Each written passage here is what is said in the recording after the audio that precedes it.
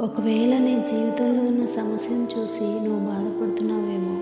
చాలా పెద్ద సమస్య ఉందండి మా కుటుంబంలో, మా జీవితంలో. ఈ సమస్య అందరి మధ్యలో మేము నవ్వుల పాలయ్యేలా చేస్తుంది.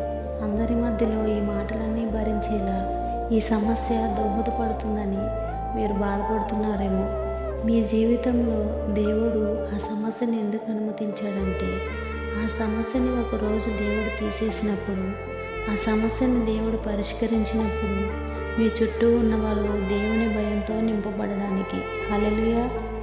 నీ జీవితంలో దేవుడు అద్భుతం చేసిన తర్వాత ఎన్ని సంవత్సరాలైతే ఆ వ్యాధితో, ఆ బాధతో, ఆ సమస్యతో సతమతమవుతున్నప్పుడు మనుషులు ఎన్ని మాటలైతే అన్నారో వారందరికీ ఒక సమాధానం దేవుడు చెప్పడానికి నీ జీవితంలో ఆ పరిస్థితిని అనుమతించాడేమో.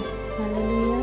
నిన్ను ఇంకా దృఢంగా నిలబెట్టడానికి ఆ పరిస్థితిని అనుమతించాడేమో. హల్లెలూయా.